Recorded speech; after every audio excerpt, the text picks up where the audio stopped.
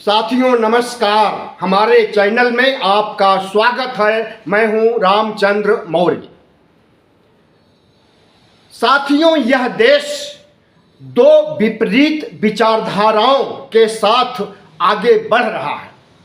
पहली विचारधारा है धर्मनिरपेक्ष भारत को हिंदू राष्ट्र या राम राज्य बनाने की, और दूसरी विचारधारा है धर्मनिरपेक्ष भारत को अक्षुण्ण रखना, संविधान का राज कायम करना और संविधान के राज के तहत इस देश की प्रगति तरक्की इतनी करना कि ओबीसी एससी एसटी जो आज जहालत में है, गरीबी रेखा के नीचे हैं, उन्हें उबारा जा सके और देश को 1947 में आज़ादी के 100 साल पूरा होते होते यानी 2047 तक विकसित राष्ट्र बनाया जा सके।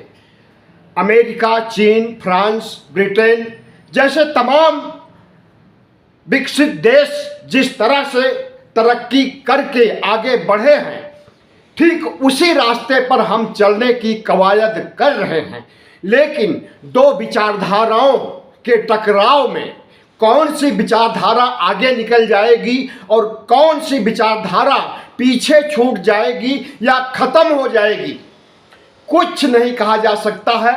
जो पहली विचारधारा है, विध्वंसात्मक विचारधारा, वह आरएसएस की है, बीजेपी की है, पूरे भगवा गैंग की है। यहाँ तक कि सनातन धर्म और हिंदू धर्म के मठाधीशों, शंकराचार्यों, इन सब की सोच है कि भारत को धर्मनिरपेक्ष भारत के बजाय हिंदू राष्ट्र या राम राज्य के रूप में तब्दील किया जाए।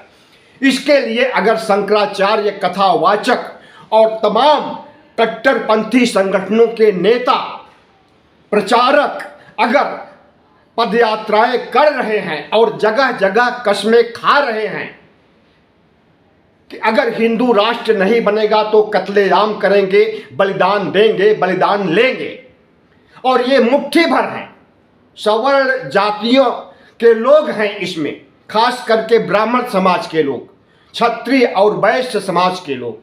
हालांकि वैश्य और क्षत्रिय समाज के सभी लोग नहीं हैं।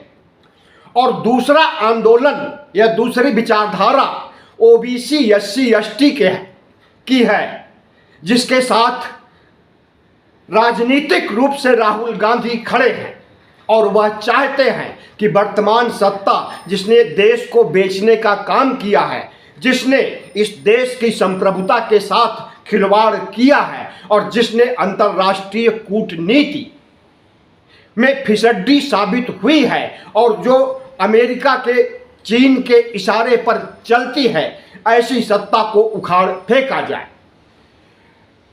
तो राहुल गांधी की जो विचारधारा है उसे बहुजन समाज के लोग फॉलो करते हैं, लेकिन राहुल गांधी की विचारधारा से 2 कदम आगे आज का बहुजन समाज जाने के लिए सोच रहा है।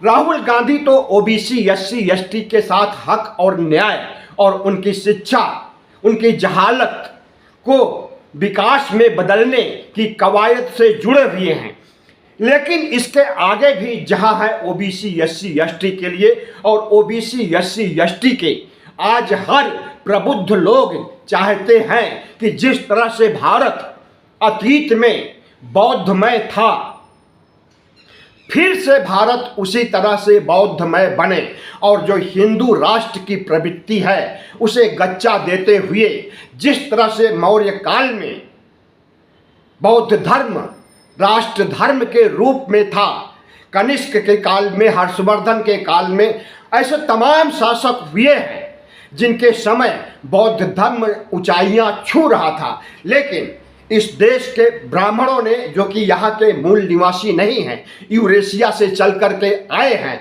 इन्होंने बौद्ध धर्म को खत्म करने का बीड़ा उठा लिया था और काफ़ी हद तक उसमें सफल भी हुए थे।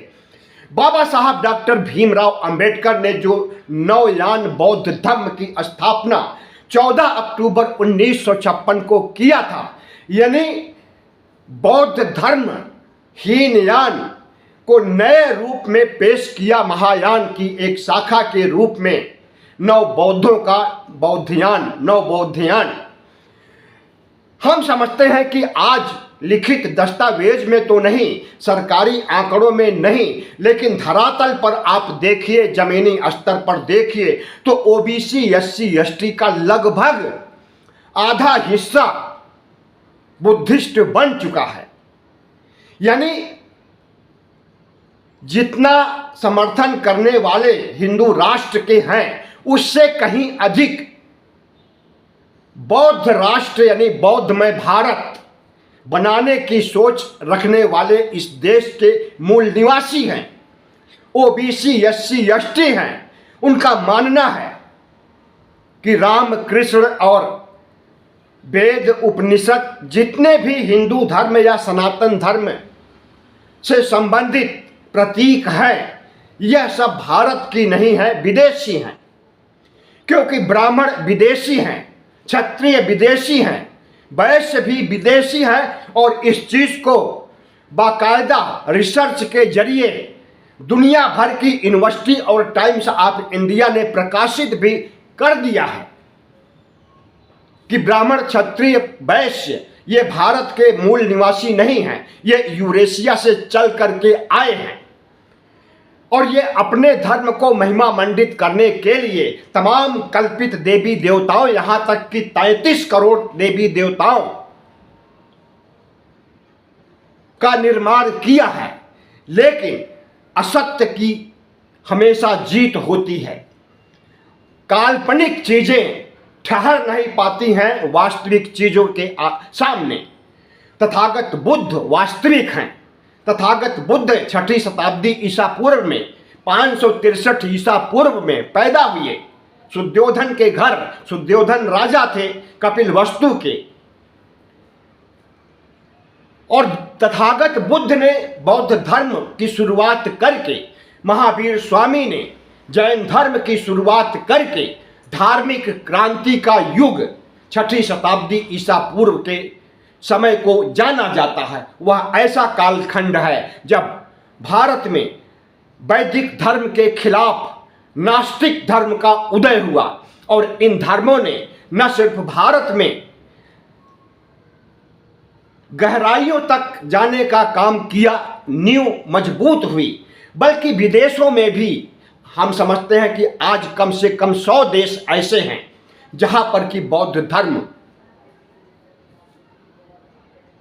के अनुयायी हैं और कितने ऐसे देश हैं जहां हिंदू धर्म या सनातन धर्म के लोग हैं, बहुत कम। जो भारत से गए हैं, जिन देशों में जो प्रवासी हैं, वही कुछ मिलेंगे, लेकिन वहां के लोगों ने हिंदू धर्म या सनातन धर्म को ग्रहण नहीं किया है, और अगर किया है तो नाम मत।